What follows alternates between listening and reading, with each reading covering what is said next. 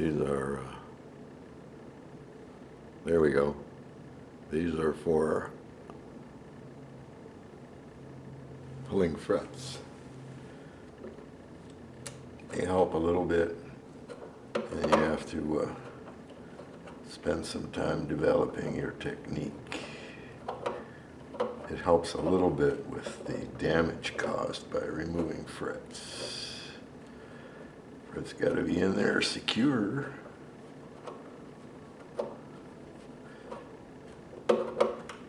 They're either driven in or glued in. In the old days, they're driven in sometimes. So anyway, these I don't worry about too much because we're going to sand down to near the bottom of the groove and deepen the groove, onward and upward. So this has been tapered on my slow speed belt sander, and then I think this is 60 or 80 grit with a block.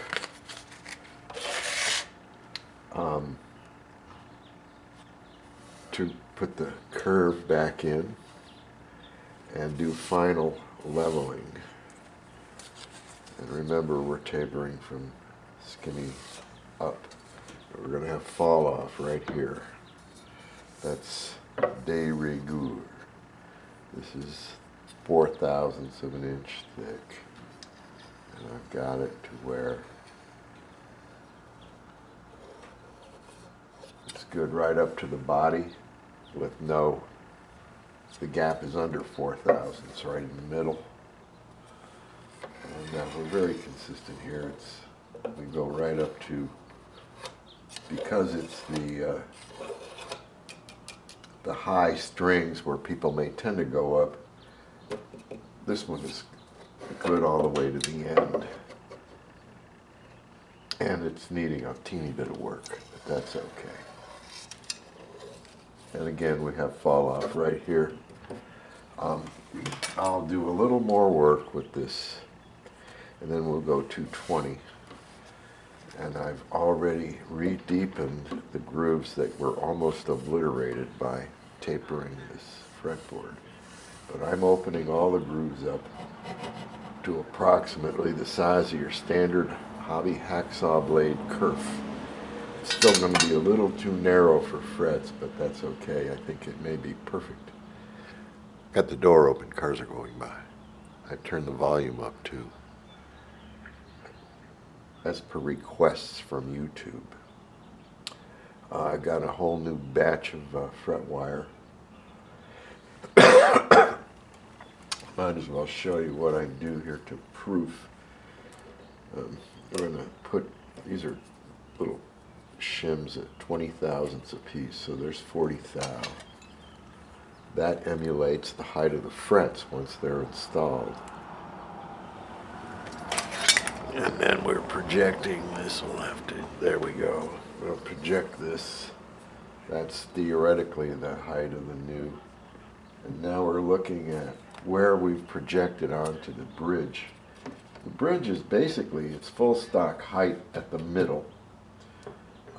And we're right there. We're within 10 or 20/1000ths of being level. And that was my goal. We reset the neck without doing much mayhem, and we've removed the bow in the neck by biasing our flattening process to the rear. We've also slimmed up this profile by way over a 1/16, so it's got a real nice feel up here, and probably all the way up the neck now. I've also started to put a arch in the fretboard. These are arched fretboards, mildly arched this way, like they help bar chords up the neck, the arch does. But they use a square orthogonal bridge. There's no curve in it, so I'm putting a curve into it because the saddle will be rather low, because the action will be low, and these strings would tend to need more relief because they didn't emulate the curve of the neck when they did it. Anyway, I'm re-arching the fretboard, or the bridge, just on these extremes. Wherever I sand it, it turns dark. It's rosewood. This has probably been shellacked or had a coating on it, and it's lightened up over the years. So it's going to end up, I'll take the screws out, sand the whole thing, and it'll darken up. It'll match the fretboard. So next, final schmeinel with the 60, then we'll go 220 and start putting frets in. So this is your Stumac medium fret wire. It's 084 wide. The crown is 040. It says 039. Let's call it 040, and the tang is 055. So relative to that, on the saws I'm using to deepen these and widen these slots, I'll put a mark here at about 60 thousandths. That's 0.060. Then I can gauge the depth and not go too deep for the doors open, you know. I'll just put a mark of tape, or maybe even, I don't know, probably tape, to control the depth of how deep I'm going to make sure that this doesn't bottom out. Okay.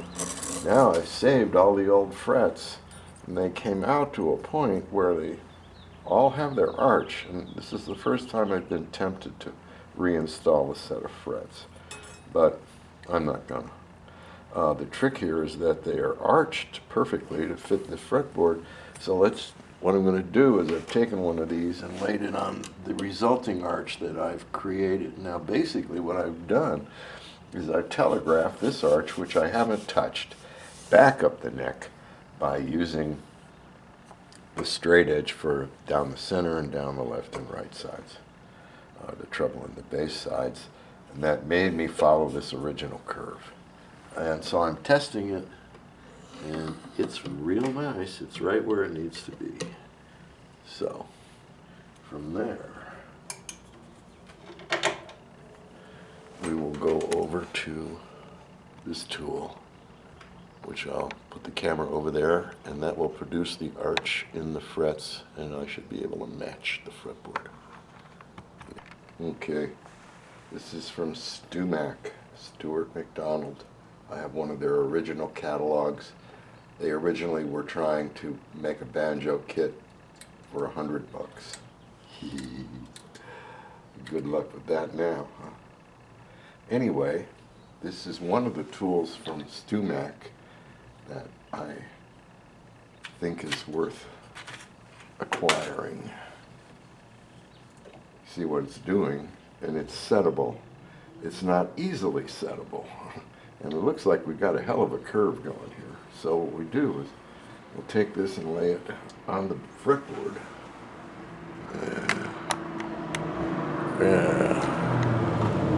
Check.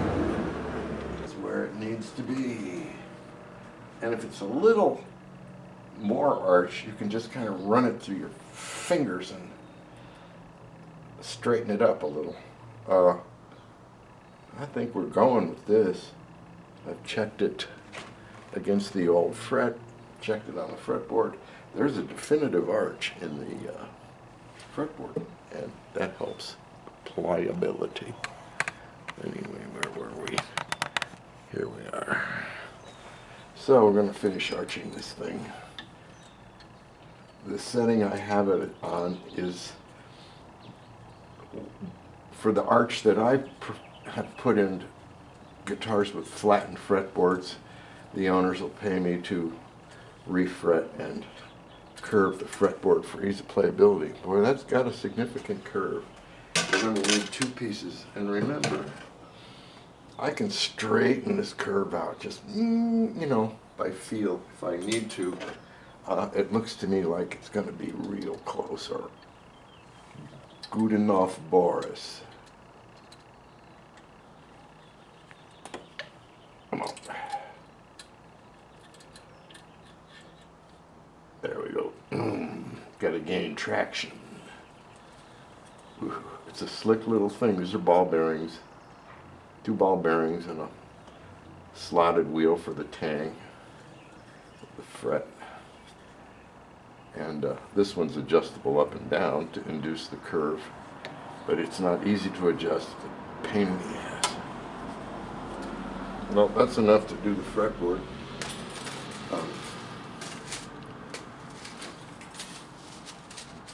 I buy it by the pound. So I'm marching down the neck with my, this is a jeweler saw frame with a hobby hacksaw blade in it. I was a silversmith.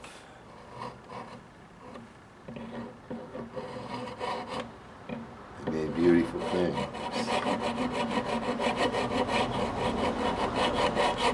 So I've got my tape guide. These are the original depths. Down here I haven't really messed with it much, but I've widened the slot and we will see why. It's a part of my process. Now from here to here I'm going to have to do it by hand. I'm going to remove this blade because I like the width of it.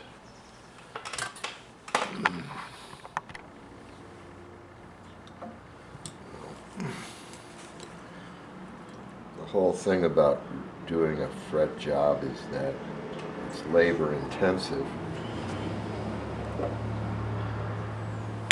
But if you quit screwing around and do the work, it ain't that bad.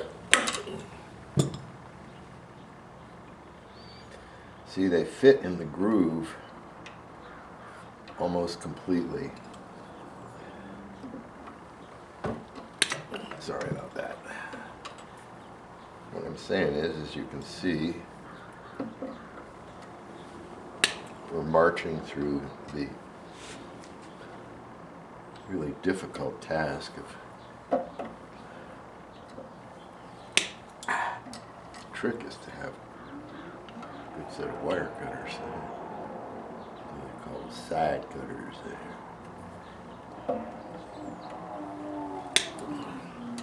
These are industrial tools, and they work good.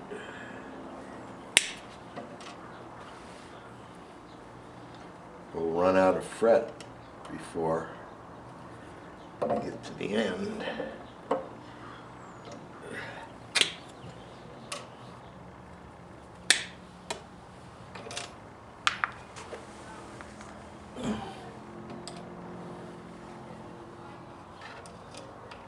These are going to be estimated differently. 4:15, it's dog walking time in Sedona. Mary Mac, dressed in black, silver buckles up and down her back, high ho, tippy toe. She broke the needle and she can't sew because she's walking a dog. Rufus Thomas, his daughter, Carla Thomas, also did well. I think she did Gee Whiz. That's right. No worries. Rufus made a career of dance titled tunes, so almost 2 pieces.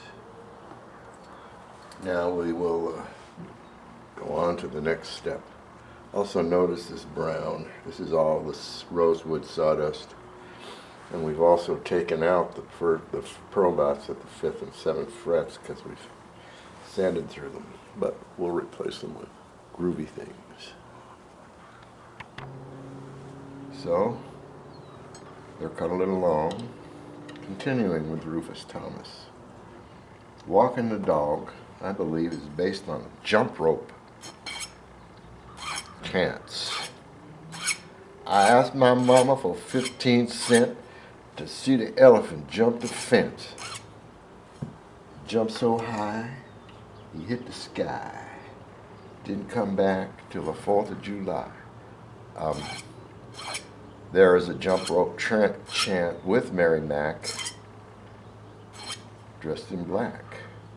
So Rufus, as a kid, heard those things and I think put them in the song.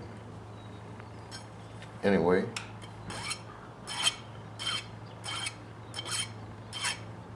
Hi-ho, tippy-toe. She broke the needle, and what I'm doing is now getting them, I'm rounding the edge of the fret on top, beginning that process and getting it to be nearly exactly the right length. There'll be a little hangover, but it's much easier this way. And I'm also filing back the tang where it sticks out, especially on the end that's been distorted by the weird side of those cutters. Got a roots of jungle out there, you know. Now, I'll take this is sanding block has been with me my entire life. This fret will snap in now, it won't come out.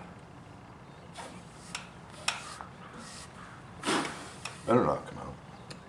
And we just continue to march on down the road here. I don't know what happened. This looks like, oh, that was the old fret.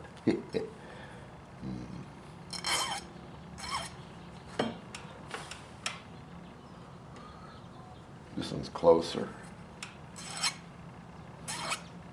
I should have substituted it for the first one, which was cut a little long.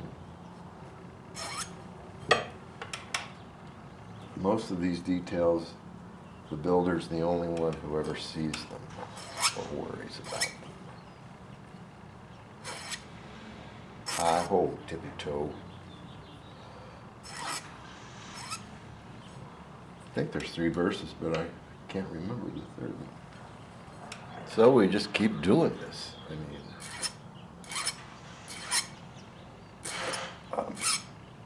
my fingers, the muscles in my joint of my thumb are wearing out. So it can become painful. You have to do it for your art, man. Do it for art? No. Tom. Again, I'm filing the bevel, I'm filing the tang back at a slight angle. That will create a slight void at the bottom of it where it goes out more like that. I ain't worried about it. You can smell the smoke from the fire. Sonona's been surrounded by fire, but it hasn't had any itself. Well, now I'm getting more of them. And what I'll do is put these things all in and then check it with my straight edge and feeler gauge. Up until a few years ago, the wisdom was that you smash these things in many cases, they use a hammer. Then they made a special grip plier. For a while there, Fender, Leo, was experimenting with driving the frets in from the side. And they actually had a machine that would do it, but it wasn't a good idea. So what I do is, there'll be crazy glue in there. Those gaps will be filled with crazy glue. But pressing the fret into the fretboard can result in uneven fret height. And if you need to take it back out to adjust something, you want to smear up the fretboard. So this one's cut long, and again, when they're a little too long to file, I can take out those cutters. Anyway, I will march down the neck with this process. So they're just laying in there. They're not glued in, but I have a chance to, remember this is 4/1000ths of an inch. And I'm making sure they're level. And they're very nice. Just in the middle, if I start wandering out here, it might change a little, but no, we're good. So, I will basically take a tube of crazy glue and fill this little space. And since crazy glue has a certain property. It will fill all those places. Here's a loose fret. I'll put a little drop of crazy glue on there to keep it where I want it before we start the process. Where was it? There, that one. I got a little carried away with my saw or something. So anyway, we will start the gluing.